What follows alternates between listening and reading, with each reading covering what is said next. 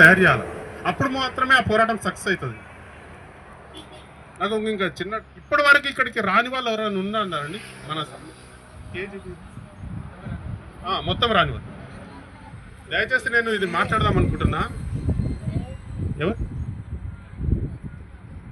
అదొకే madam, ఇక్కడ నేను health issues, personal problem, లేకపోతే వాళ్ళు ఏదైనా ఎగ్జామ్ ప్రిపేర్ అవుతున్నారు వాళ్ళని వదిలేయండి. అట్లాంటిది నేను అన్నీ బాగుండి వ్యతిరేకంగా పనిచేయడానికి అట్లా ఎవరైనా ఉన్నారు మిత్రులు? ఎవరైనా సరే ఇప్పటివరకు రాని సిఆర్పీలు కానీ పీటీఏలు కానీ ఏదైనా సరే ఎవరైనా ఒక్కరోజు కూడా రాని వారు ఎవరైనా ఉంటే దయచేసి ఏం చేయండి అంటే ప్రతి వింగ్ నుంచి ఒక వెహికల్ తీసుకొని డైరెక్ట్ వెళ్ళండి వాళ్ళ దగ్గరికి. నేను ఓపెన్గా చెప్తున్నాను.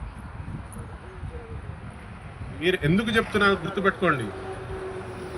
ఒక వ్యక్తి 10 మంది వ్యక్తులను తయారు చేస్తాడు. అలా 100% మన పోరాటం బ్యాక్ లాగడానికి చాలా ప్రయత్నాలు జరుగుతున్నాయి. మీకు ఎంతవరకు తెలుసో తెలియదో నాకు తెలియదు, కానీ ఈ పోరాటాన్ని బ్యాక్ లాగడానికి, వేరే ఇష్యూస్ని ముంగట ప్రజెంట్ చేయడానికి చాలా రకాల ప్రయత్నాలు జరుగుతున్నాయి. ఆల్రెడీ స్టార్ట్ అయినాయి కూడా. నేను రాష్ట్ర నాయకులకు, జిల్లా నాయకులకు కూడా చెప్తున్నాను, అదర్ ఇష్యూస్ ముంగట వచ్చే లోపల మనల్లో ఒక స్టేట్మెంట్ ఇచ్చేయండి, మేము ఆమరణకు వెళ్తున్నామని. ఎందుకంటే మనం ఇలా శాంతియుతంగా చేసి చేసి చేసి ఇంకో 10 రోజుల తర్వాత వేరే పెద్ద ఇష్యూ వచ్చిందండి, మనం మూమెంట్ మొత్తం బ్యాక్ వెళ్ళిపోతుంది.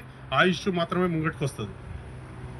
మళ్ళీ సేమ్ ఏమంటారంటే మీరు బయట అప్పుడు టీచర్ వాళ్ళు కూడా వాళ్ళు మొన్న ఎవరైతే సపోర్ట్ చేసినా వాళ్ళు కూడా వచ్చి అంటారు, అరే మీరు ఈ టైంలో చేసేది కాకుండే ఒక నెల తర్వాత చేసేది ఉండే, అప్పటికి మనం చేసి నెల అవుతుంది. ఆ పరిస్థితి తెచ్చుకోకుండా దయచేసి జిల్లా నాయకత్వం కూడా రాష్ట్ర నాయకత్వానికి సూచించండి.